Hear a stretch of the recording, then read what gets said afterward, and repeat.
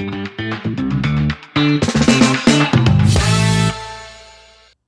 Henry Calvert. And I'm Tobias Turley. And welcome to Season 3 of Scene Stealers with very special guest stars Keelan McAuley. And Emma Flynn. As if... Welcome to Scene Stealers, guys. It's a pleasure to have you on. We're very, very excited. Thank you. It's such an honor. That was amazing. Really. Oh, really? We're so glad to have you here. We've been trying to make this happen for so long. Yeah. And I'm really glad we're here. I am. Yippee! Yippee! Nice. What are you guys wearing there? I've got a like duh t-shirt. But don't look too I like close. how you say that in your accent. like, duh. Wait. I forget. Do we have profanity on this show? Yes, my father doesn't like it, but yes. Because when we first got those hats, everyone thought they said like dick. And I am wearing a Beverly High Bobcat. What is it? Wildcat. Wow. Yeah. Wow. It can't be Wildcat. No, it is. Yeah. It is. Is it? Yeah, for some reason we're the Beverly Hill Wildcats. Yeah. Wow. What team? I think it says it on the back as well. No. Turn around. Let me see your teeny tiny T-shirt. Yeah, Wildcats, class of 25. Wow. Well, Clueless came first, really, didn't they? So Yeah, true. screw you, High School Musical. Yeah. Actually, no, don't. I really want to be on that tour. So And we've got the merch. vinyl EP behind us, the tote bag. This is so true, and now it is, 3-4 days since Clueless closed in the Yeah. West End? 3. It all just kind of blends together. How are you feeling now that it has closed? Has it hit? Have you got push I can't see color anymore. It's all just like shades of black and gray. No, I mean, But how are you? The song keeps playing. I mean, emotionally, of course it's sad, but also like beginning, middle, and an end of every show, and like you just got to ride the wave. Like I'm excited to see what everybody does now, and if I'm being completely honest, I think my body is like a little bit relieved. Yeah. Because it was kind of running a marathon every day. And there were moments before we closed where I would literally like have a panic attack and be like, oh my God, I have to do this for a whole year. Like, do you know what I mean? Yeah, so yeah, I almost feel like it was a perfect amount of time. Have you had the thing, I get this quite a lot whenever I'm nearing the end of a run, like the last few shows, I'm like, oh, my body so knows that I'm done in like 3 Yes, days. absolutely. And I'm starting to get really tired and really, I feel like a sickness coming on. Yep. That? Yep. Yeah, absolutely. I did the last show on like lots of ibuprofen, bromelain, and a dream. And I was just like powering through. Emma put me on bromelain, Yeah, and like best. not that I can ever like physically feel the effects, but like just from what I know the effects supposedly do. Isn't that what you did the I'm a first run as bromelain well? guy now. Huh? Bromelain, is that where you did the first run of Clueless? No. Oh, Bromelain. bromelain. Why I oughta? I'm quick on my feet. No, bromelain is like, my voice teacher told me about it. It's like, apparently everybody's been taking it for years and I didn't know anything about it, but it's pineapple extract. Best And thing for your voice. yeah, and I take one before pretty much Reduces every show. inflammation. Yeah. That's what Jeremy Jordan was drinking at his concert. Yeah. Yeah. Drinking? No, it's a pill. He's got pure pineapple juice and water.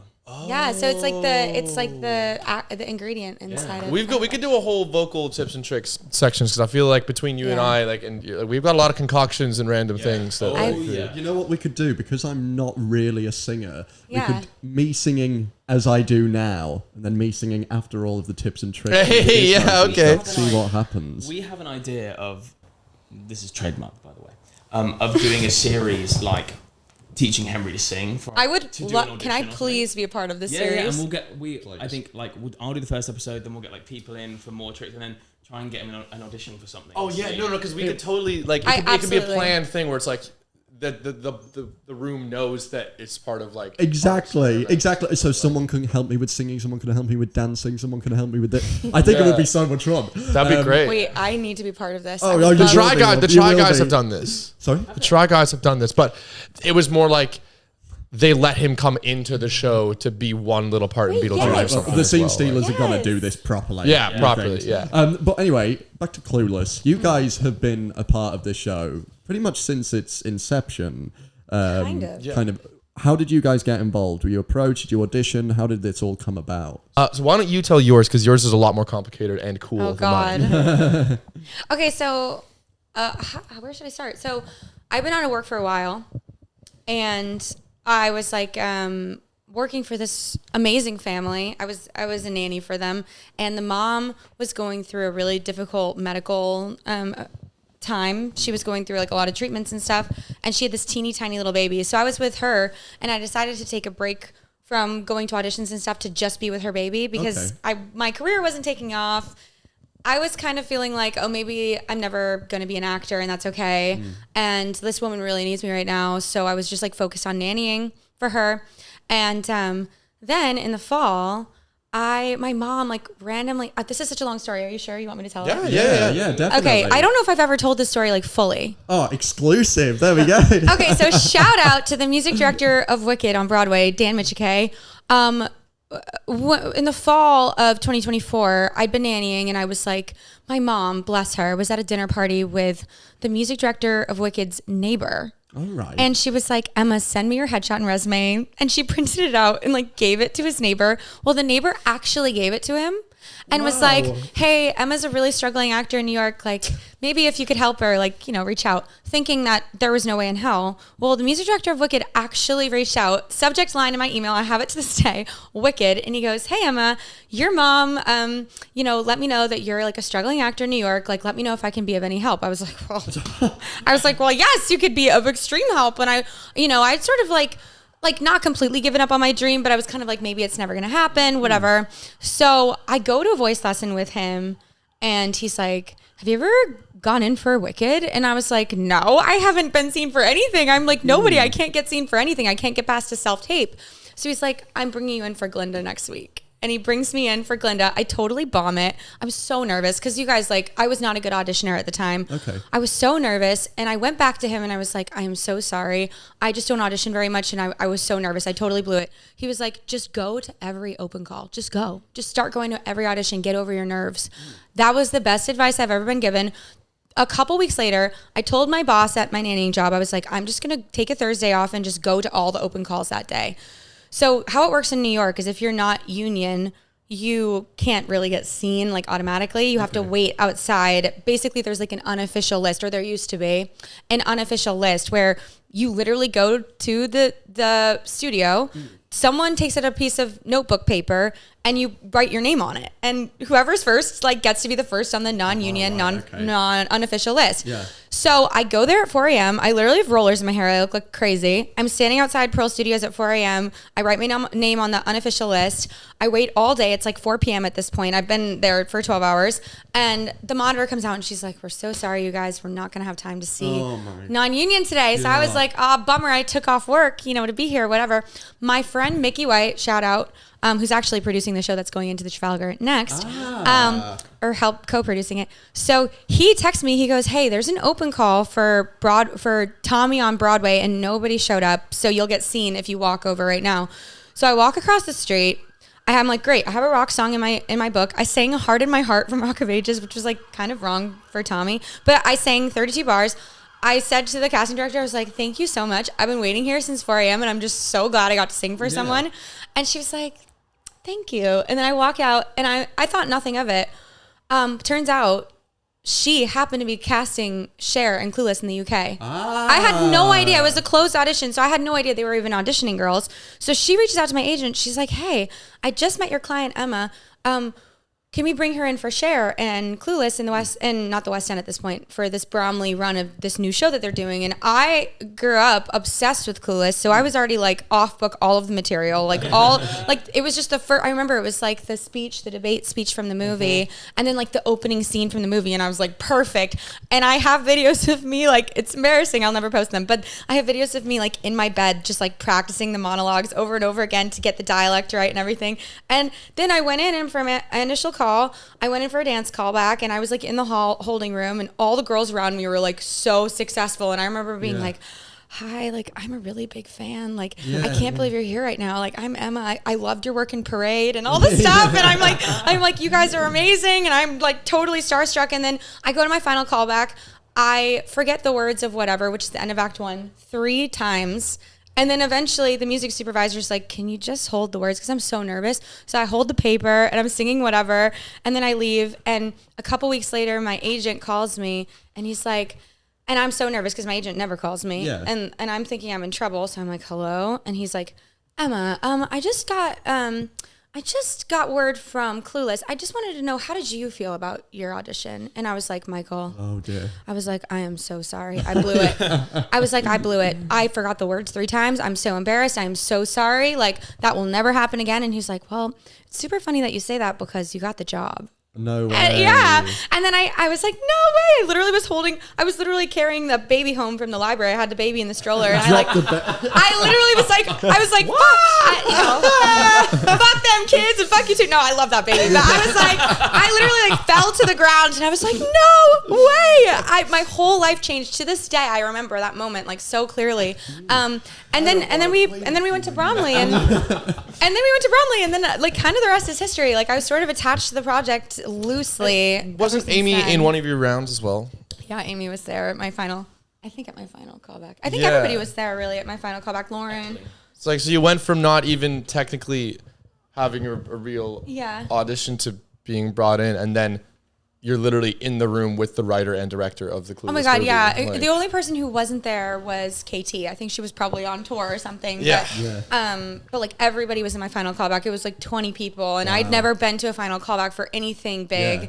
And so it was like my first big audition. And honestly, like, because once you get into the room and you're in the rehearsal room, the anxiety goes away, but the audition is really different. So they were only auditioning girls from America from this role, or was it? They were finding shares here. So they had auditioned everybody in the UK, and then I think they went over to America because they felt that it wasn't the right, or I don't know. I think they just went to America. Just know that they did have a share casting out, and then it went away, then it came back, then went away.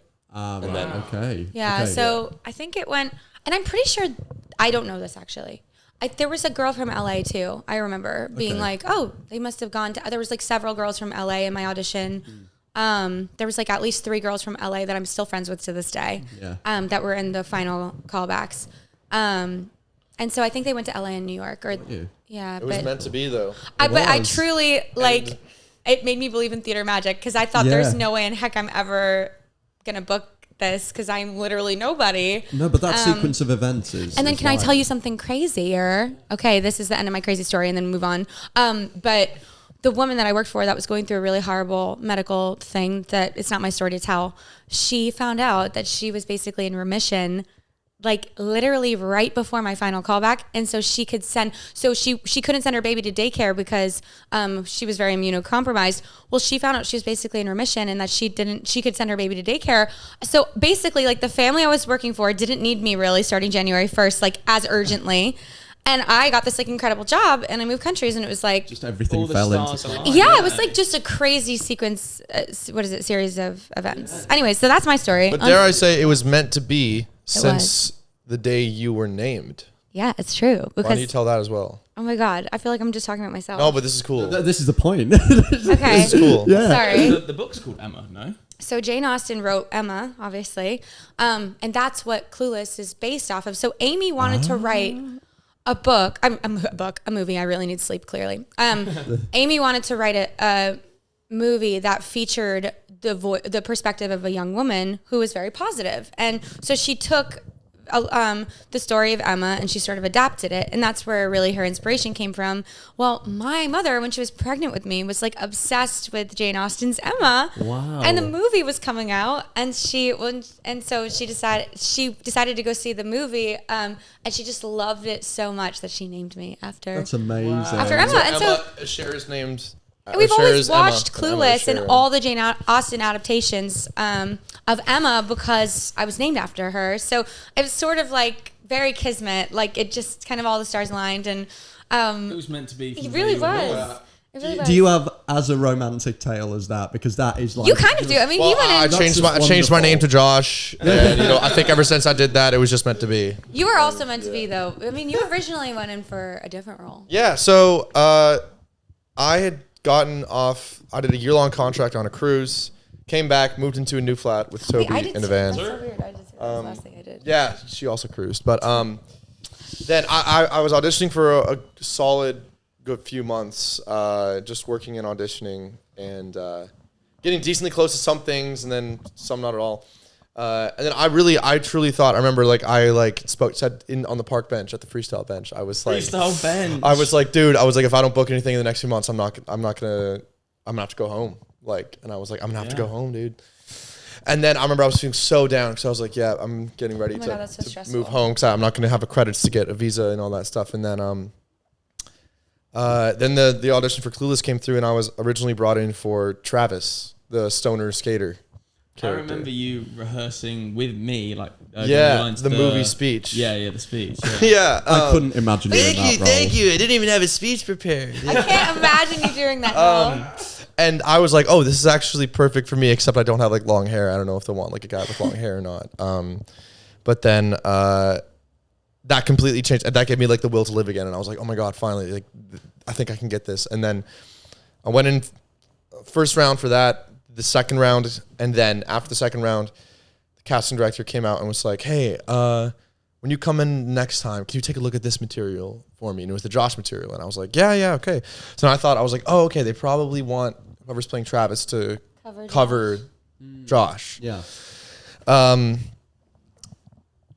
And honestly, that mindset kind of really helped, I think. Okay. So then I continued more rounds. Then they stopped seeing me for Travis stuff. So I thought, okay, they've just seen everything they want to see for Travis. Now they're just double checking that I can cover Josh. And I think that mindset and the fact that I didn't have a lot of time to like really prepare the Josh stuff, like they gave it to me so soon that I had to hold it in my hand even for the final. Wow. But then when I got the call saying I got offered Josh, I couldn't believe it. I was like, are you sure? I was like, it's not Travis cover Josh? And he was like, no, it's for Josh. And I was like, do you want to like double check? I was like, do you want to just double check? But I think that really helped because if I knew that I was actually being considered for just Josh, I probably would have I probably would have crumbled. Yeah. But because I don't think you would have crumbled. I was like, oh, like even if they don't like me for Josh, I still might be in the running for Travis. So it kept me kind of calm, which was nice. I can remember that clear as day. Yeah. I really remember that actually. Yeah. Because I don't think I was in Mamma yet. I think we were still at Archer Street. Maybe. Yeah. Or I was waiting for the TV show to air or something. I really remember that. It was in like an off period for you. We were in Wapping by the Freestyle Bench. Yeah. But he's so Josh. Like, you're so Josh to me that, like, Well, actually, Lauren, the producer from New York, she always said, she reminded me this the other day at Closing Drinks. She was like, she said that part of the energy that made her want to say yes to me was that she thought that me not thinking I was a Josh made her want me to be Josh. Yeah. Even more. Like, she found that really fit the character. Because he's not like a... Because he's got so much humility. He's not like a... His whole thing is that he's against, like... people who think they're like entitlement, which is like the kind of their sharing Josh's whole relationship. Definitely. Say you had reasonable doubts. Reasonable doubts about you playing Josh. Thank you so much. That was a good one. So yeah, and it all went from there. And then I truly never thought I was going to be like playing a leading man.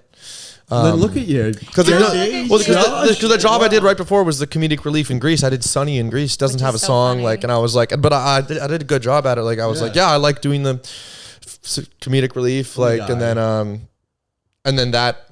Well, Keelan's also forgetting he was a lead role in something even before Greece. Can you remember what it was? 12th Night? No, I'm talking of The Hill Behind the Hill. What is my first job out of school. It was a writing course, and the winner of the writing course got to put their show on in a small venue in London, and it was so funny. I got asked to do it, and I was like, "Yippee!" I remember watching. And I invited Toby and Morgan. And we were like, me and Keelan's sister went to watch, and we were. I think you should blur the name out. Actually, have you seen anyone watch How I Met Your Mother? Yeah. You know the bit in like one of the first few seasons where Lily puts on a play and all the gang go and see Lily's play? It was that. It was so brilliant. Forgot about that until you just brought it up. So yeah, thanks. I will never forget. But now Keelan's like star is rising. You are West End leading man now, and look at you. I really, but like, it's amazing. Like the difference between Keelan, how he was in Bromley versus now, is insane. Yeah. Hopefully not in a bad way. Not at all. But like, yeah. Where's my coffee? No, when I first met you, I just remember that like you were so. I don't want to make you feel insecure about this, but like you were so nervous. Yeah. Oh yeah. Big time. Did you do Heathers between the Bromley run? I did Heathers right between Bromley I and feel like West that End just, of this. Gave you so much confidence. It did. No, it really did. Also because there are parts of Josh that, at least on the stage version of musical, I was very we leaned into a little bit more of his dorkiness and like kookiness, like a little bit.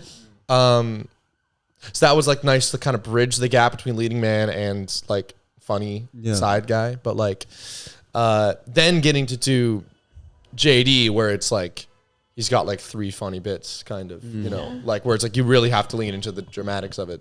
And doing that, then that definitely gave me much more confidence to come back. And also just doing Clueless. 8 shows a week and like building your skill set gives you so much confidence. And then seeing him in rehearsals for this was like an insane difference. Yeah. Really? Yeah, I was so intimidated. So for those who don't know, the what was the Bromley Run? Was that a workshop? Was that, how did that work? So the official title was Development Run. I would say it was like in America, it would be like an out-of-town tryout, but it was a development run. So it's kind of a step up. It was like a fully produced workshop. Because a workshop can either be 6 chairs in a room with a crowd, or it can be in, like we were in a regional theater, full set, full costumes, full band. Yeah, it was basically just like an extended period of previews, out of town tryout. Yeah, it's an out of town tryout. So like, for example, in the US, like things might go to Chicago or DC or Paper Mill Playhouse to do like an out of town tryout of a new musical. Yeah. And like with a development run, it's like, sorry, that's the nodes. So with a development, it's like every show you're changing something. So it's like you never leave previews for the entirety of the run. So we changed things all the way up until closing night. And I remember we had like a new finale. Yep. And was, so you guys were attached to the cast through that run. Is there anybody else from the West End cast who was also involved in that run? Blake Jordan, who played Travis. Yeah, Blake. He was ensemble in Bromley. Got you. And how much of the show changed? Because was Katie attached to it all? Katie was, yes. I'm assuming you lost some songs, gained some songs. Yep. It was, a lot of it changed, but in a good way, like in a way that it desperately needed to be lifted. We had a new director as well. Yeah, we had a new director. Our original director, like had a very different perspective on kind of the world of the show. And so our new director sort of made it more, I don't know. More campy. More camp, more like elevated, and I think just changed the style to try and help it be more cohesive with the music, because the music is very much like giving 90s kind of vignettes of different styles. And I think that's every song. I remember, I think KT explained it this way. They wanted every song to sort of feel like you're in a different 90s music video. Yeah. And so I think it felt more in that world this time around. I so see that now. Yeah, that's it's so like interesting. Almost like, you know, Perfect Day is like perfect. You know, it's just like a different vignette of a different, you know, music video. Like and then is it called I'm the Best? Is that the name of the song? Yeah, that's the like best. Too sexy for my shit. Yeah, so it's almost like just kind of that, and then kind of lifting the scene work so it kind of matched that, and maybe shortening some of the scenes. And the new director tightened it up as well. She cut a lot. A lot of the scene work. She cut a lot.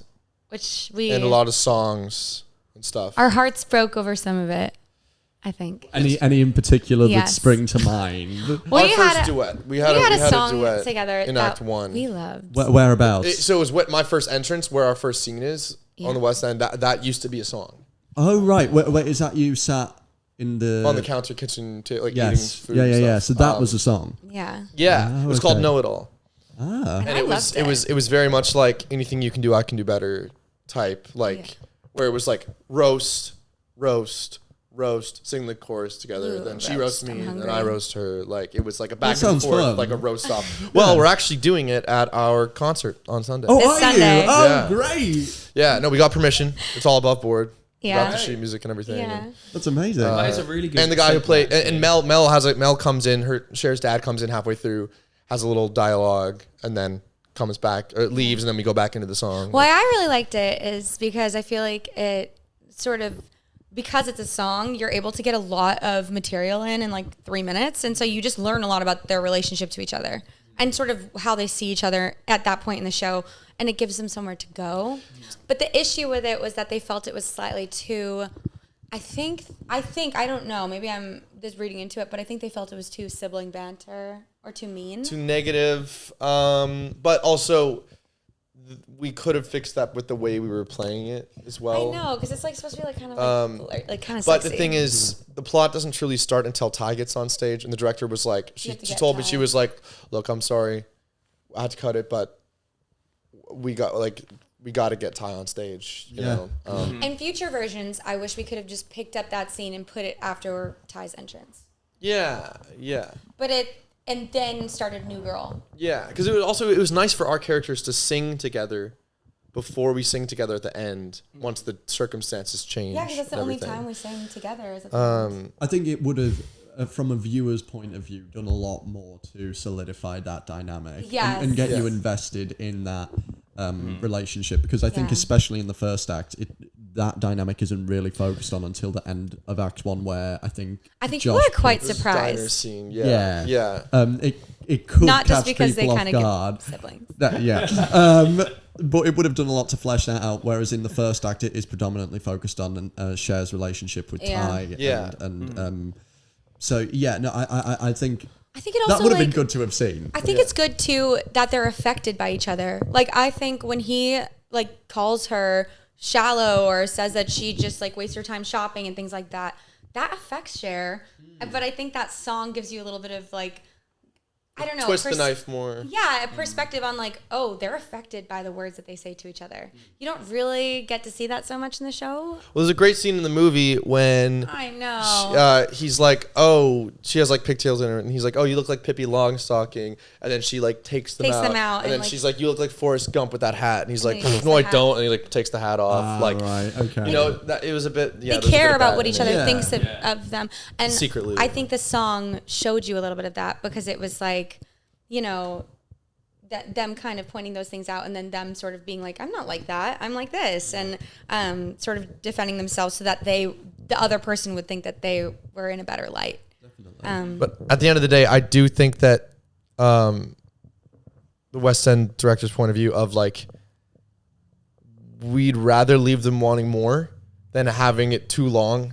Yeah. And, you know, like at the end of the day, and Act 1 is so you're in long. and you're out. Act 1 is quite long, yeah. And I think that, like, you know, that is okay as well. That is okay. There's a lot to tell. When you leave Bromley, did you feel like you had a solid version of the show going into it? I mean, did you know that a West End run was coming at the end of Bromley, or did that come along? We knew it was the long-term goal. Whether we were going to go with it or whether it was actually going to happen, I actually thought it was going to happen sooner because the original plan... Can I say this? The original plan, maybe we should get that, I don't know, was to do a workshop in September and then do the West End run after. They decided that they just wanted to go to the West End, and I thought that we were going to start rehearsals for the West End in September. I don't know why I had that in my brain. I don't know if somebody said that to me. But after we closed in Bromley, I remember one of the producers being like, do you want to come by this theater, the Trafalgar Theater, and just like walk through it? And he was like, you know, theoretically, this would be your dressing room. Hypothetically. And you were like, really? And I was like, yeah. And then we would like walk in. He was like, so I know it looks small, but, you know, hypothetically, we could fit a show like Clueless in here. You've charmed me. And I remember being like, wait a second. I was like, are you going to this theater? And I think that's when I sort of like had a feeling. But then it took a really long time to actually get the offer. I didn't get my offer until, God, like the late summer, like August or July, late July.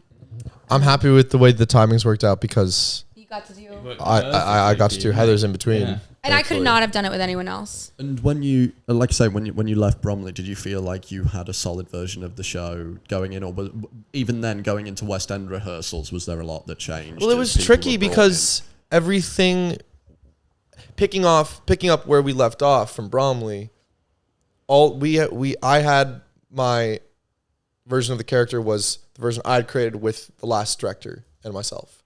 And I had to change that a lot, definitely. And the show was a bit different. And I definitely had to work and find that new version with the new director. Yeah. You know? New people coming on. I mean, you got like Ramona and Isaac. Yeah, and Max. but honestly, like, I mean, Emma and I, we went through it in Bromley together. Like, I feel like we had very similar experiences where it was like our first big job in the UK. We were both so scared. We were both scared. But like, and like little. Aww. But we did it together, and then getting, even though we had a lot of changes and differences and trials and tribulations in rehearsals for West End, having the familiarity of you doing it as well really helped so much as well. I feel like the jobs that we had in between those runs too, like gave us so much insight as to how to do it. Like, she did a big contract in between. Yeah, I did 2 really hard jobs in between. Elwoods. I did Elwoods in between. I know. Shout out to that cast. They were amazing. It was like one of the best productions I've ever done. But yeah, really, really hard track. And it sort of prepared me for the West End in such a big way because Elle is so similar in track to Cher. Vocally, like stamina. Elle dances slightly more, which was really interesting for me, but really fun. But yeah, I felt like in rehearsals, actually I had so much fun. Like for the West End rehearsal process, because first of all, I just like love rehearsals because that's where I feel like I have the most fun. I love working with a director and I love taking notes. Like I love like changing stuff up and I love playing and I love like getting new material and I loved the new music and I loved like I remember listening to Boom Pow for the first time and being like, this is gonna rock. Like I love Boom Pow. I know that's controversial. Some people hate that song. Boom Pow. It's the opening to Act 2. A wiki wick wow and it don't want to scratch it, but I don't really know how. And it's like an Mbop Hansen reference. So I was like, this is gonna freaking rock. I was like, I love Hansen. Spice Girls song. Is it Spice Girls or is it Steps? That's Hansen. Oh, right. I don't know why I thought it was Spice Girls. I mean, you're close, but no cigar. I like loved the rehearsal process and I love Rachel, our director, so much. I loved Sarna too. I loved both of my directors. And I actually took so much of what our first director told me into this run. And actually like by the end of the West End run, some of the notes I were getting were like kind of really similar to the notes that the original director would give me. So it's like, it all sort of came together. And Rachel, our director, was just so smart. Like she just understood the comedic timing so well. And she would just give me so many good notes. And so I loved the changes that we made. And I felt really good about them. So you briefly mentioned it earlier as well. This Sunday, you have your concert coming up. Yes. What's the full title? Homecoming. Homecoming. That's so nice. Yeah. That's so sweet. Because I was supposed to be going home, but now I think I might stay. Well, you're still going home briefly, so. Yeah, maybe. Still works. That's something I have to figure out. Yeah. I have technically a plane ticket on Wednesday that I may or may not be going on.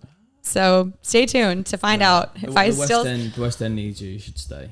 I just can't get myself to leave. I just can't. I don't know. Maybe I'm crazy. Are you seeing lots of differences between living in New York and living here? So many. Yeah. What are give me some big ones. God, the people. Everything is so different. The food, the people, the walking on the left, walking anywhere, driving on the left. Like, I think the biggest thing is that things are just like a lot more laid back here. Yeah. Just in general. Like, I remember being in rehearsals and being like, this is so casual. Like, I just felt like, I don't know what I expected. I just was really struck by how calm everyone was. Because in New York, we're just like, go, go, go, go, go. No vacations. And like here, everybody was like, Emma, if you don't take a vacation, we're going to actually like gun to your head, get you out of this theater. Like I'm just like, so it's such a different like lifestyle. And I appreciate it like so much. I am still getting used to like taking a chill pill, like, and also quieting down. Like I am such a loud person and like very like blunt person. I'm not saying I'm confrontational, but I'm not saying that I'm like anti-confrontation. And I just noticed that like here, like sometimes I'll say things like really bluntly and I'm like, oh wait, I should add a sorry to that. Or like is that okay? Like, you know what I mean? Yeah. No offense. Or I'll be like, if I'm getting a coffee now, since I've been here for like however long, 9 months, like I used to just be like, yeah, can I get an oat milk latte? Thanks. Now I'll be like, hi, sorry, could I get like an oat milk latte? Do you have honey? Oh, is that okay? Yeah, thank you so much. Like, you know, and it's just like nuances in the language. Yeah. Oh my God. And I say things now and I'm like, did I just say that? Like, I'm just like, I pick up on what you guys say and I just. Do you catch yourself saying like crisps now? No. I always Pavement? say. Any of the I do say Lou. The Lou. At first it started as a joke, but now I'm really like, can I, where's the Lou? Or like, you know, they're the little girls loo. Like, oh yeah. The little girls loo. Gotta run to the little girls loo. Or like, what else do I say? Skip to my loo. Yeah. Or like the tube. I'll be like, where's the tube? And because I used to, when I first got here, I was like, yeah, what subway are you taking? Or, what train? And train and tube are two very different Or like things. a 6-inch Italian herbs and cheese. Like, I don't know what I know. And also something I found hilarious was like, I cannot find a bagel anywhere. And like, I would go to the deli next door, not deli, cafe next door to my house now.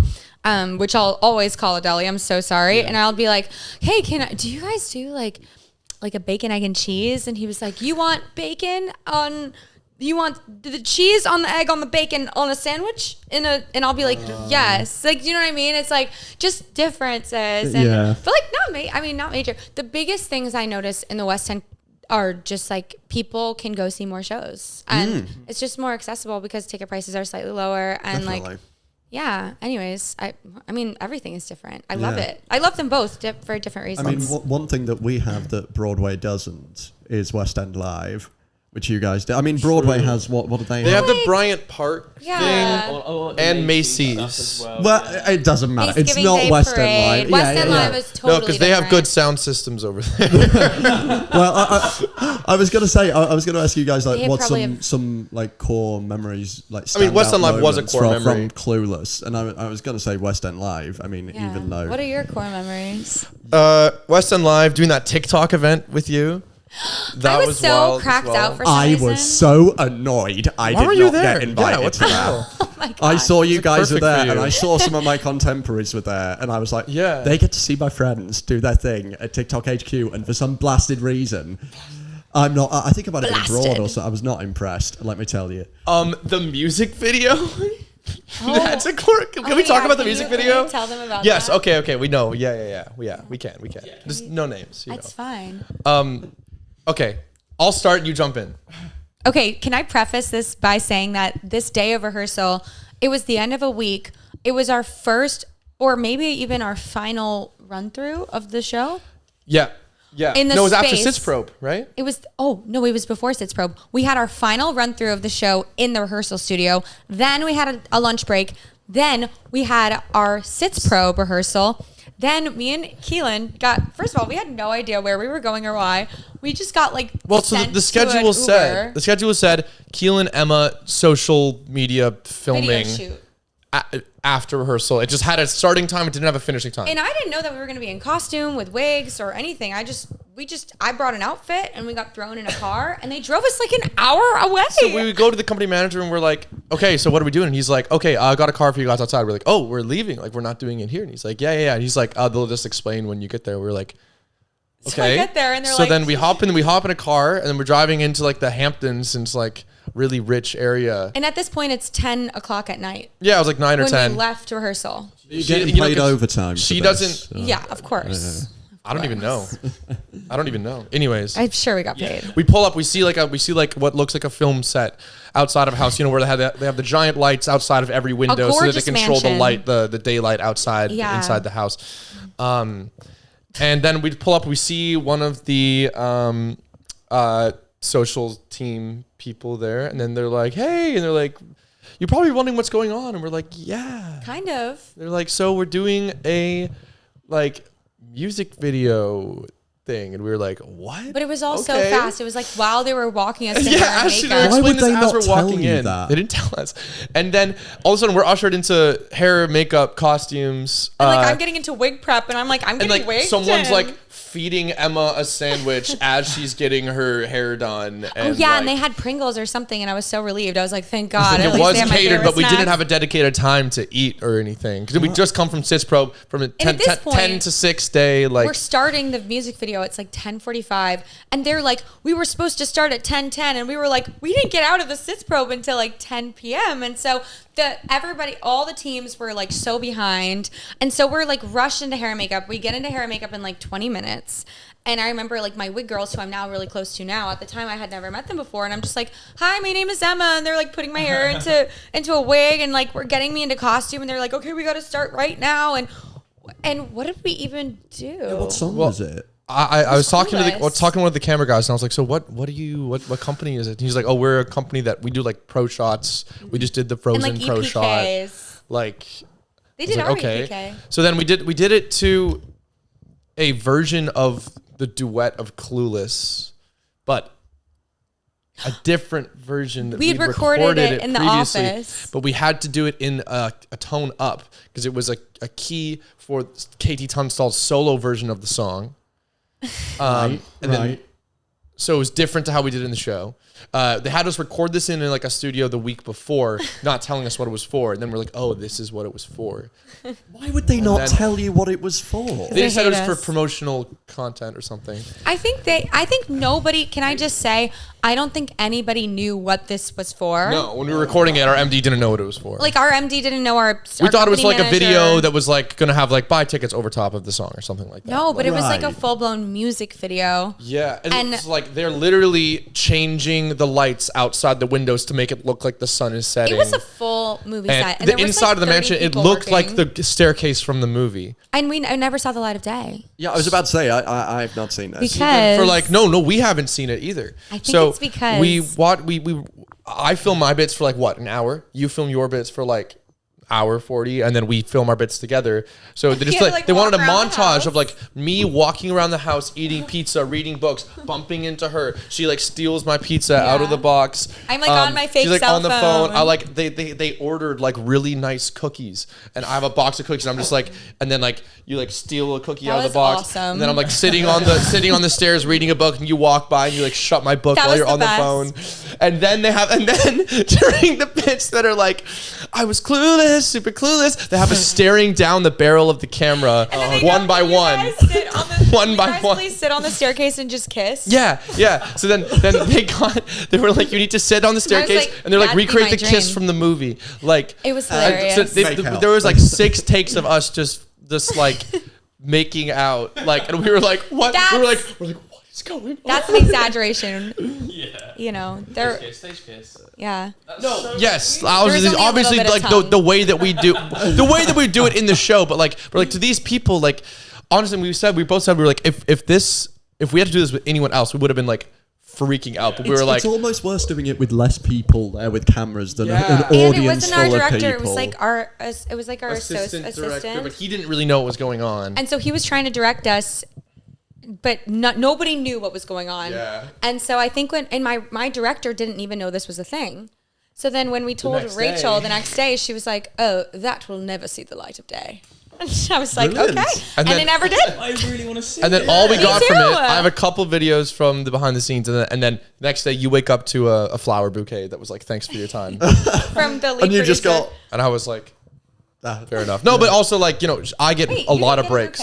No, I get a lot of breaks throughout the day. She never gets breaks at rehearsals. The cookies. You know, it was like actually extraneous for you. I was just sitting there being like, what is going on? Yeah. I just can't believe I didn't get a vocal injury. Well, yeah, I mean. So that was another core memory for sure. I feel like you could ping an email and be like, I feel like we can see this. Can we? Yeah. Actually, it's lost media. The fans would love that. Yeah. Of course.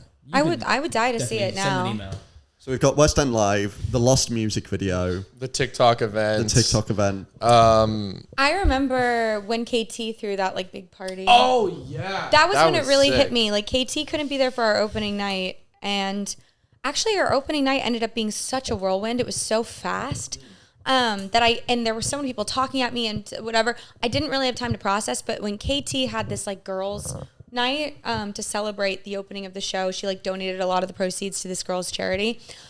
We actually like had a really nice party after with drinks with Rick like Astley. Yeah, and it was like a lot of Rick Astley was there. We got to meet Rick Astley because he's close. He's friends with KT. I Rick rolled Rick Astley. No, I did. And now I'm his friend. Tell that story. We're taking a picture backstage with the cast and Rick Astley. And then they go 3, 2, 1, and there was a pause, and I was like, I was like, don't do it, and I had to, and I was like, no, I have to do it. We were smiling, and I was like, never gonna give you up. And then he started laughing, and everyone laughed. I was like, oh, thank God, he took it well. And then afterward, and then he was like, oh yeah, if you could get that in the show, that'd be great. Yeah, he's such a cool guy. Yeah. I've seen him live like twice. Yeah, he's dope. I'm just remembered one of my biggest core memories of this entire process, and with you, New York. That was so cool. We went to New York. Yeah. But it was like Keelan got flown over from London. Right after Heather's, I went to.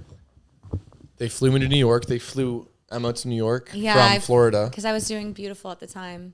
And they put us up in the nicest hotel ever. I got to skip a show, which was fancy. They gave me a show off, and I got to fly up to New York, and me and Keelan met in the middle of the night. I hadn't seen him in a year. Yeah, we hadn't seen each other in a year, and then the first time we see each other was in the lobby of and I just got off the airplane, hotel. and we were like in this like it was so nice. Where was it? It was like it was in Times Square. It was like right in Midtown. Yeah, it was so nice, and it was such a lovely hotel, and we went upstairs and they had fruit baskets for us, and I remember thinking, "Wow, I've really made it." I got people at Trafalgar's are amazing. They really are. Sorry, not Dodgers. I mean Dodgers and Trafalgar, but over in New York it was all Dodgers. What was that for? It was for a reading, some press material, and that was it. Actually, secretly, we were supposed to do like a nice photo shoot in London, and I was like, it was supposed to be like, to introduce the show, and I regret so much. I had just signed a contract to do Beautiful in Florida, and now looking back, I wish I had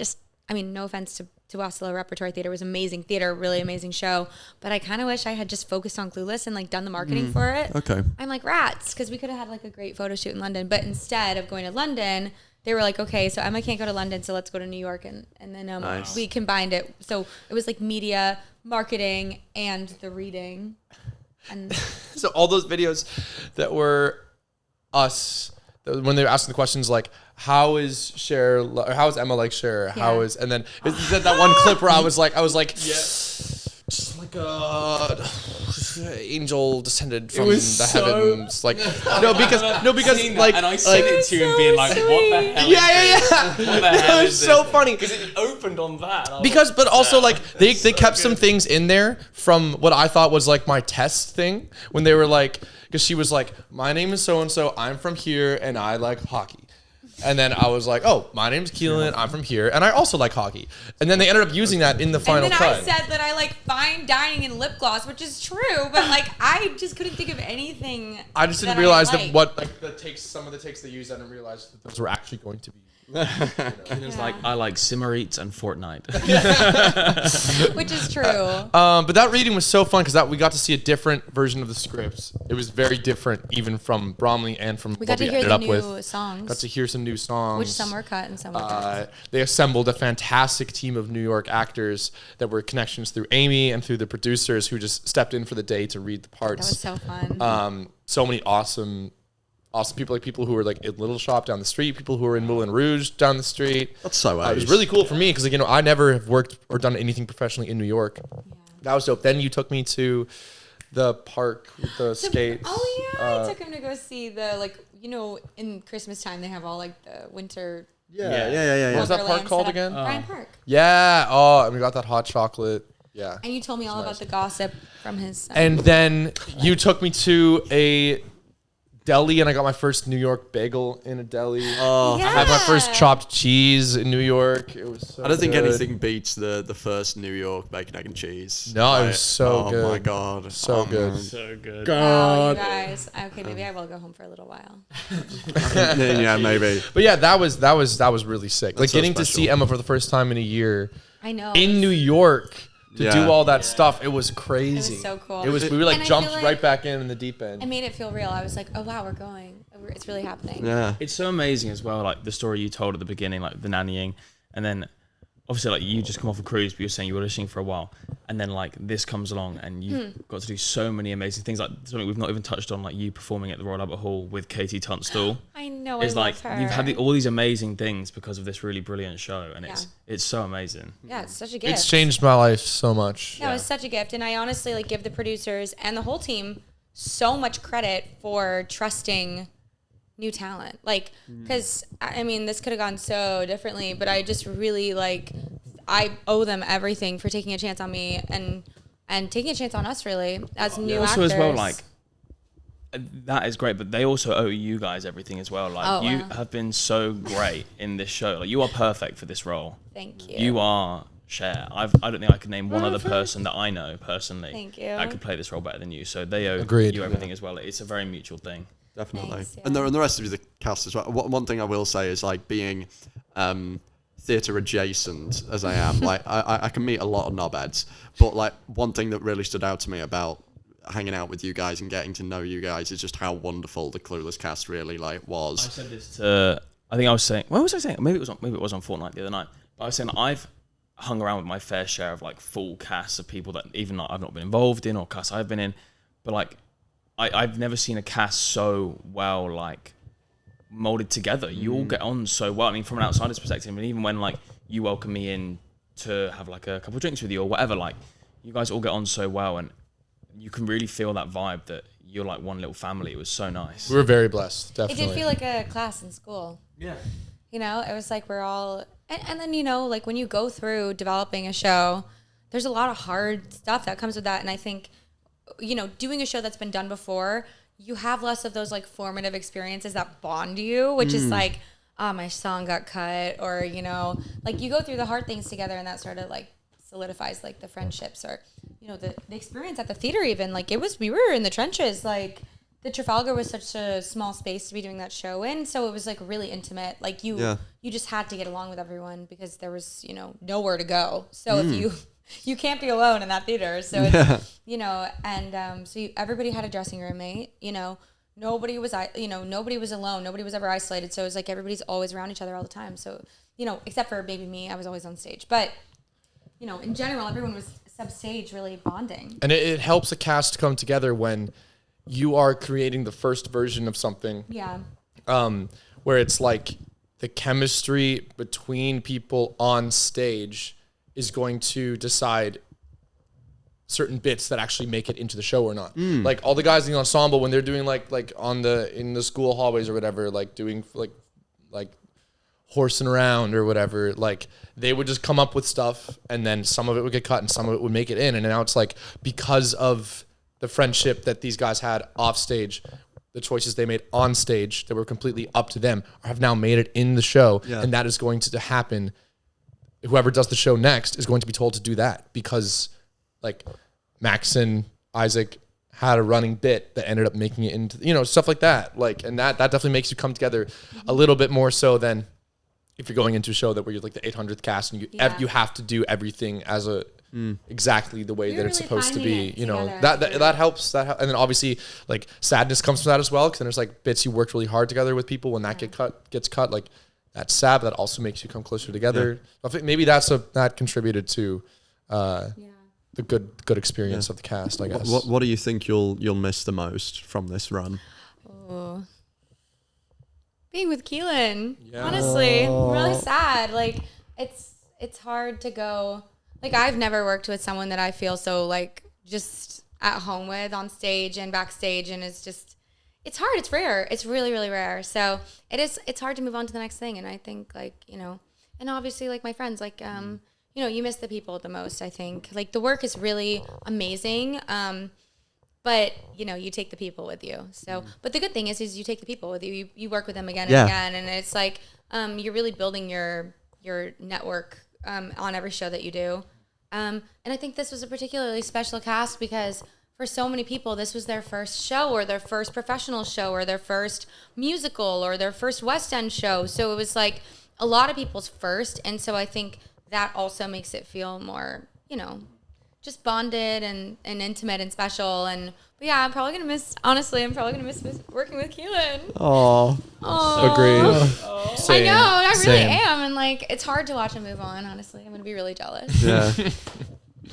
It's like, yeah, but you've got to go. You've got to fly, baby. I also missed the flip. I'm glad I got that in there. Did you land it every time? Every time. Oh man. I never did a show and I never did it. If I ever didn't do it, it's because I wasn't in the show. That's actually crazy. I don't have to do the flips anymore because now we can go back to training legs. Yeah, true. Because we gym together, right? And I'll be like, right, so 2 days ago we did back and buys. Yesterday we did chest and tries. Today, legs. Like, dude, I can't. I got to do a flip in the show. I can't. Yeah. I can only train legs on Sundays. I'm like, it's true, I'm happy about that as well. Your knees could if they buckle, then I'll die. And then you'll fall. So. Yeah. Who was your cover? Max. Did he do the flip? No. Me and Max spoke about this, and I was like, yeah, because what do you actually do during the flip? Because I had this amazing image of Max being like on the table. He's just so long to be flipping. stumbling down off the table. That was a good Max impression. No, actually, Thanks. Max came up to me after the day they added that in, and then later so did Jacob, and he was just like, "Fuck you, man." But I was like, "I know, dude. That I'm was sorry. not a prerequisite I'm in the sorry. audition What did he room. actually do? Just jump off? He just jumped. Just Like a jumped, big yeah. old jump. Yeah. Like, I know, it's the same Box splits. superhero landing. Yeah. You know. Yeah. But actually, you know what? Actually, I did not actually add that in. That was Dylan's suggestion. Was it? I got on the table. Lizzie was like, "Then you're gonna jump off." Dylan goes before she finishes her sentence. Dylan goes, "Keelan can do a flip," and she goes, "Can you?" And I was like, "Yeah." And she was like, "Can you do it now?" And I was like, "Okay." And I did it. And then she was like, "It's in. Moving on." And then we were like, "Oh, okay." He's so cool. Lizzie G, our choreographer. So cool. Shout out. Very cool. Yeah. That's a great number as well. She did the lightning thief as well. The choreo and all of that in that song is brilliant. And I did not dance that nearly that much last year. Yeah. I hardly did anything. Made it harder for you. At the very last chorus, I added like I joined in a little bit and just like a couple like, and then this time around, You're probably going for it. well, and actually no, because everything. the original version, original first draft, I was dancing even more. I was doing hold this for a sec. Thank you. I was doing like tutting. It was like stuff. I was practicing it for hours and hours and hours. I remember that. And then eventually, in around like the third or fourth preview, Lizzie was like, "Yeah, let's simplify that." And I was like, "Thank you." I remember that. Oh my Thank God. you. Yeah, she's a fierce choreographer. She came in and saved us. We lost our original choreographer after 2 Yeah, weeks. she left like 3 weeks into our rehearsal process. I remember that as well. Genuinely don't know any other details besides that. Yeah, that's But it. then, We don't know, whatever. So, and that also definitely brought the cast closer together because it's like, okay, we are like 2 weeks behind, Trauma bonding. and we need to like, Yeah. we need to band Come together, together. to get this. And yeah. at that point, we hadn't really choreographed anything either. Like we'd choreographed like perfect and then like part of swing, but it was really it. Wow. Yeah, crazy. Well, we have a question that we ask everybody on this show, which relates to the show that you guys are in. You guys are in. Sorry, yes, I'm with You guys are the stars of Clueless, the musical, which is of course based off of the hit 90s film Clueless. And we like to ask people. Yes, so we have had an answer from Keelan on this before, so maybe this is directly more at you, Emma. If you were to change another movie into a musical that's not been done yet, I already know the answer. what would it be? Okay, it's Princess Diaries. Easy. It's amazing. I'll tell you, it would be the best. Can you imagine Paolo? You can take this and this to give you this. Oh my God, the best transformation number ever. Anne Hathaway is like the perfect ingenue. We're seeing that with Prada, obviously. But I'm like, she gives you so much material in that. You get to start out as like the quirky, like kind of lost high school teenager. It's amazing. It appeals to high schoolers, but like also millennials because we grew up watching Princess Diaries. Sorry, we. Oh my God, I just outed myself. But like Princess Diaries, amazing film. That's a really good idea. And honestly, I wish we could take. Oh my gosh, who did High School Musical? What's his Kenny name? Ortega. Could Kenny Ortega come in? Disney, amazing Disney director, choreographer. He could come in and absolutely knock that out of the park. It would be so much fun. But I'm torn because I also just love Princess Diaries too. So there would have to be two. Give it a year. It'll be in the UK somewhere. We're doing Manchester tryout. Like Cursed Child, part 1, part 2. Oh my God, it would be so good. I would just die. It's from that perfect era of movies that just all get turned into musicals as well, Yeah, isn't it, really? yes, because it's that early 2000s vibe. Yeah. But like also she finds out she's a princess. I'm like, you could do so much. And then there could be a ball and there could be her, oh my God, in the physical comedy that you could do. Oh my gosh, it would be so much fun. I want to play the part. That's a great shout. Great Put it out idea. into the world. Okay. Before we end, we did mention it very briefly, which is of course your homecoming show. Keelan McAuley, Emma Flynn, homecoming at Phoenix next week. Can you tell us any more about it? Who have you got performing alongside you? Yeah. And can you give us any teasers of what you might be singing? Well, as soon as we found out we were closing, we were like, we need to do something. We need to do something because we're just not ready to not perform together anymore, you know. And there's so many shows that like me and Keelan want to do together. Like so many songs we want to do together. Like we are dying to do Legally Blonde together. Only together though. We wouldn't do it apart. And then like Little Shop and like Bonnie and Clyde and like there's just so So we were like, that would be a perfect concept for a concert. Yeah. And I think we thought about it before closing too. We always said like, yeah. And then once it was announced, we were like, yeah, no, we have to do it. We have to do it. This actually won't come out until after the concert because the concert's on Sunday. So yeah, what songs are you actually singing? So we're starting off with "Take It Like a Man" from Legally Blonde, then going into. I think I'm doing "Journey to the Past." Anastasia, nice. Anastasia. Then we're gonna do the cut song from Bromley, the cut duet, "Know It All." Then. Are you singing a solo? I'm gonna do "Somebody Will" from Shucked. Nice. It's very intimidating. By now, I hope it'll be. I'll have done it. I hope it goes well. It. And then. Is that the end of Act 1? No. I can't remember. Cut this out. I'll get the list up. Serious.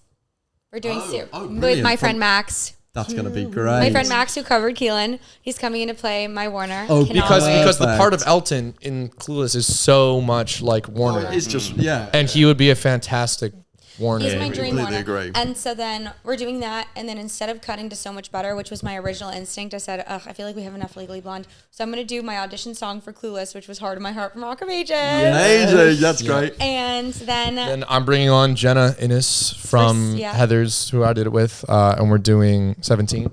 Nice. And then we'll go straight into Too Late to Turn Back Now from Bonnie and Clyde, which we're doing. Oh, she sounds so good doing the Bonnie stuff. It's great.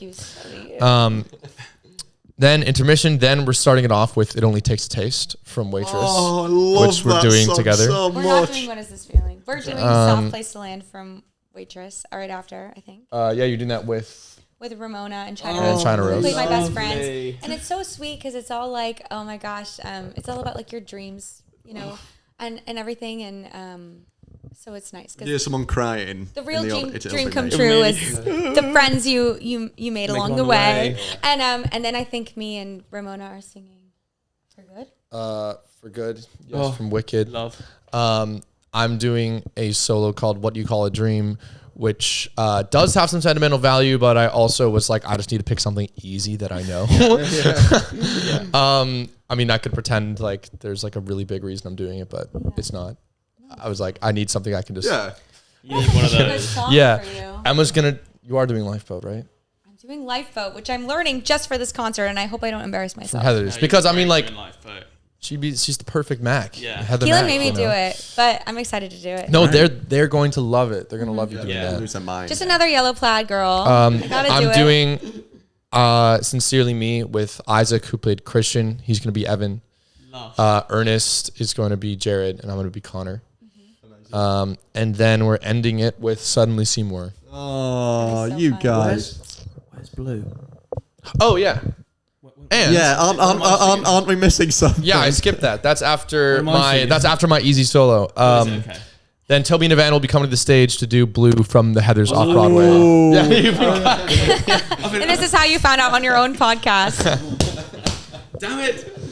That's gonna be great. Because the Heathers fandom really enjoys that song, and to see two guys who've done the parts over here get to sing the song that never made it over here, it's gonna be nice. It's gonna be great to see you three do something together as well, which is gonna be great. Yeah, I'm excited. Awesome. I've also like never heard Keelan sing anything that's like not Clueless or Heather, so I'm really excited.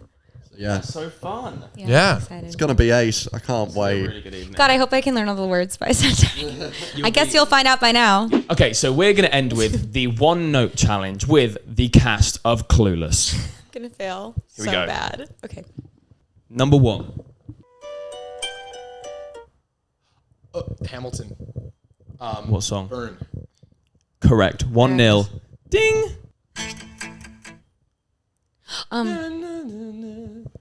Percy Jackson?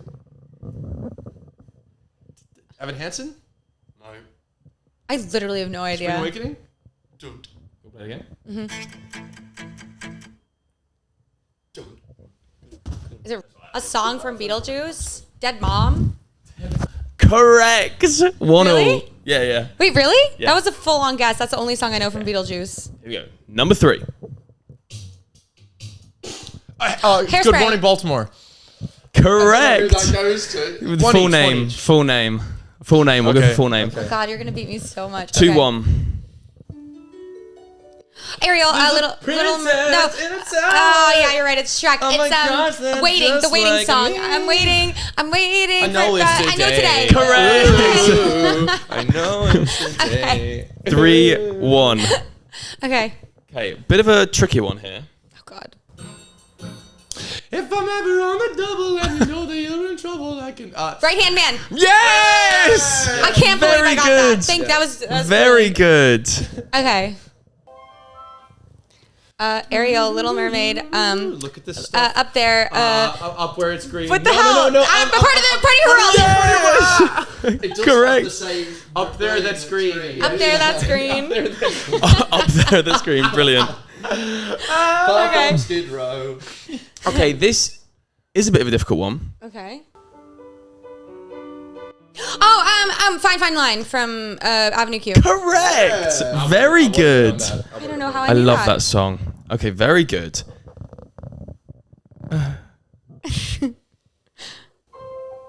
Anastasia, Journey to the Past. Journey to the Past. Are you feeding these for me? No, that was a little one. Is this because they know I'm bad at this?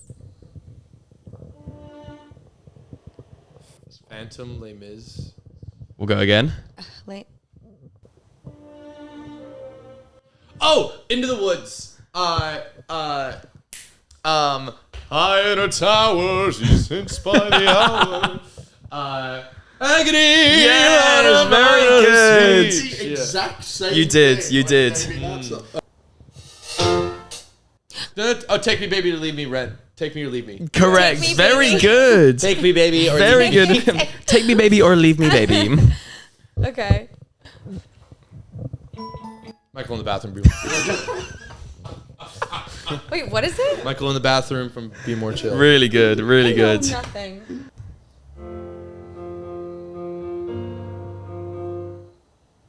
Is it a song cycle? I wouldn't No. know that.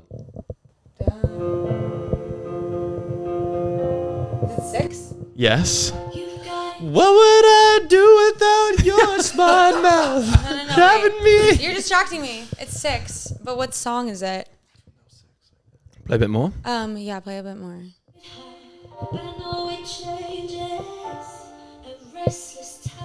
I think Hunchback. Oh, God damn it. Out there. Oh, shit. Oh, I know what it is. Okay, I'm sorry. Heart of Stone. Yeah. Heart of Stone. There we go. That's Heart That of was a Stone. tough. That was a tough one. I Yeah. really should know that. I don't. Okay, we're gonna go for a couple more here. Okay. I'm stressed. I need my lip gloss. Oh, In the Heights? No. Just sounds similar to that. It does, though. Keelan's got the correct melody. Wait. Okay, can you remember any words? Breaking my mother's heart. Oh, last 5 years. The Longer I stand. I'm losing my mind. You. Too late to turn. No. I'd say. Hey, Six of Goddess. There it is. Not me thinking it was In the Heights. Damn.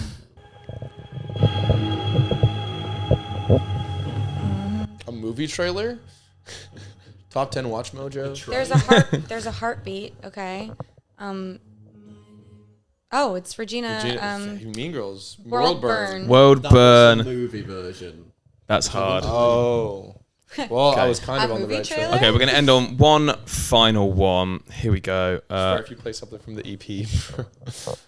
Oh. I wasn't searching up reasonable doubts at all, so that's fine. Couple dream team, better with time. Better with time, correct, from Hot Mess. Starring me. Emma wouldn't really know that. Starring me. No. Okay, no. One actual I do final rep- one. I do.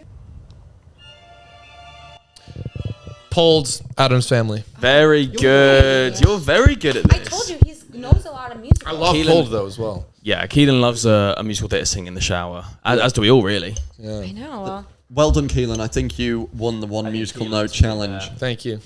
But for our next game, we're playing Clue More or Clueless with the cast of Clueless. yeah.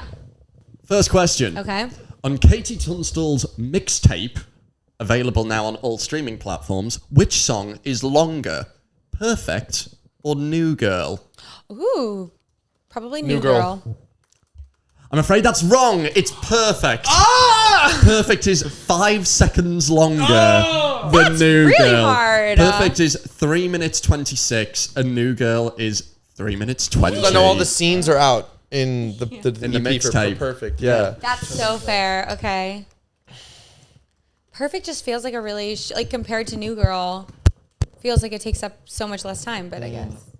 Which theatre has more seats? I'm not The gonna know Trafalgar Theatre or the Ambassadors Theatre, home of Benjamin Button? The Ambassador. Because I don't know anything about the theaters here. I'm gonna go Trafalgar. I don't think I've been in that theater, but I do think that it's like somewhat in the round, and that's generally Trafalgar smaller. is correct. Ambassadors is 444, and the Trafalgar is 630. Very good. Oh, I just figured that every theater was bigger. Before landing her West End debut in Clueless, Ramona Lewis-Malley appeared in which Stephen Sondheim musical? Sunday in the Park with George. Mm-hmm, That's correct. correct. That's correct. That's correct. That's correct. Shout out Ramona. Ramona. I can't say her. my name's Ramona. Try some English accents while we wait. Okay. This anecdote is called Emma trying to do I UK can't dialect. do this. Is so embarrassing. Okay, do Ramona. Okay. Do a Yorkshire accent. Okay. I'm fucking knackered. No. Sorry. I'm absolutely knackered. I feel like every time she says the word knackered, it sounds like she's choking. I'm like, Knackered. she's like, I'm knackered. What else can I say in British? Try to do a proper RP accent. I'm trying to. The difference between, well, your microphone is on.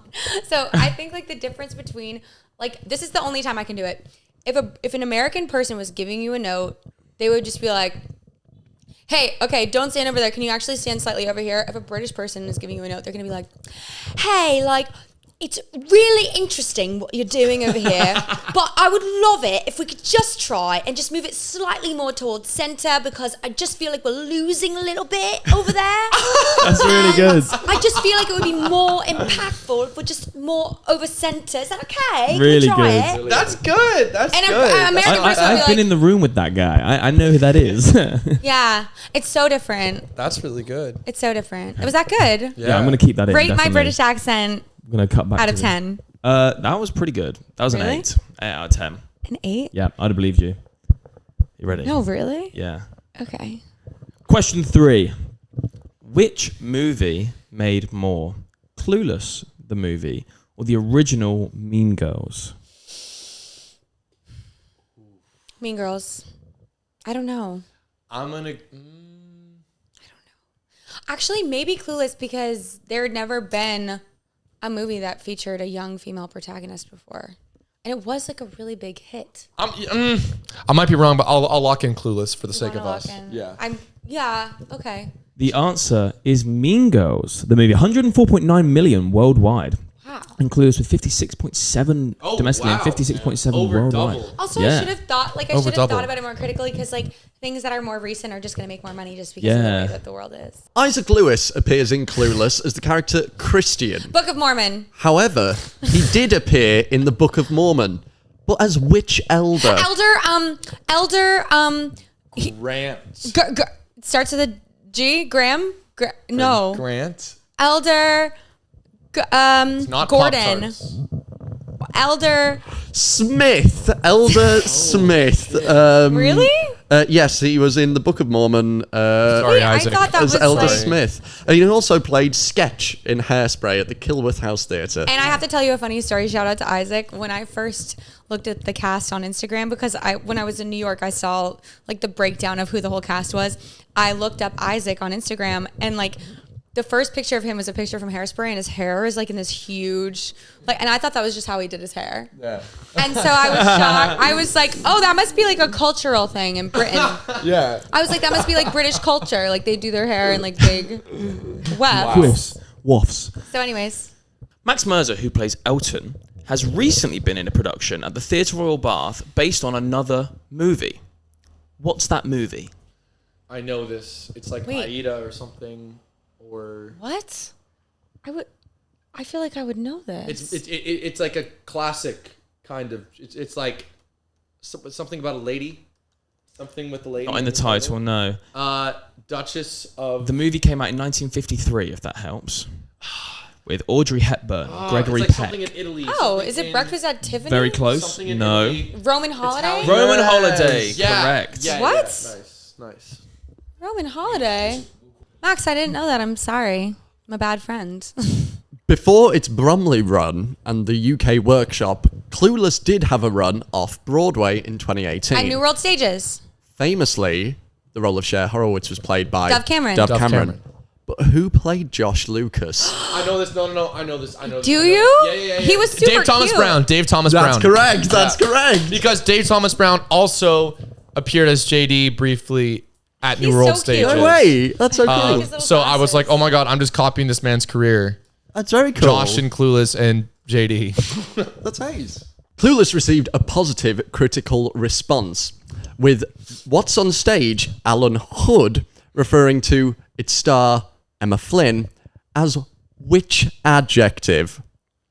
The principal distinguishing feature of Clueless is its leading lady. As Cher, who's surely first cousin to Elle Woods and Wicked Glinda, American newcomer Emma Flynn is delivering the most blank West End musical debut since Ava Noblezada broke her heart in Miss Saigon. Dazzling. Silly. I don't know. Entrancing. Entrancing. Oh. I hope you're all entranced. We were thoroughly entranced. Katie Tunstall's most famous song is Suddenly I See. What number in the UK charts did it reach? At the time? The highest it's ever peaked. Gosh, It was in top 10, definitely. number 1, I'm going to guess. I'll say number 4. Incorrect. It actually peaked at number 12 on the UK singles. I can't believe that, I because can't that believe song was that either. everywhere. Everywhere. Justice for KT. Yeah, that's why I said I She couldn't deserves believe. Everyone go better. stream it now.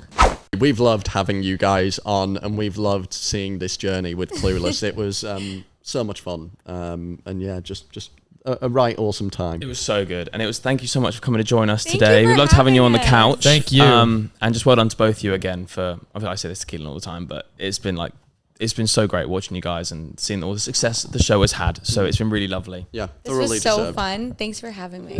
Thank you, guys. Thanks, guys. Thank you. You can find me everywhere at Emma Flynstagram. That's at Emma Flynstagram. Keelan.McAuley on Instagram. I actually We don't know. can't say anything about a full cast album, but I would say we can't not stay say tuned. nothing. Stay tuned. Stay tuned for more from Clueless. Yes. Oh yeah, baby. Oh yeah, baby. Thank you for joining us for this incredible launch of season 3 of Scene Stealers. We are going to aim to have so many more incredible guests, and yeah, we can't wait to show you who we've got next week. Little teaser, perhaps a little bit of Grease, and perhaps a little bit of Beauty and the Geek. Weirdly, Yes. we've got a very special guest, and yeah, we look forward to seeing who it is. really excited. I can't wait. It's going to be great. But yeah, I've been Henry Calvert. You can find me at henry.calvert. And I've been Tobias Turley, Tobias_Turley. And don't forget to follow the podcast on Spotify, Apple Music, YouTube, TikTok. We are the Scene Stealers podcast, pretty much everywhere. And please do let us know what casts you would like to see on the show. We will see what we can do about getting them on. But until then, we'll see you on the next one. Bye. Bye-bye. Bye. Bye.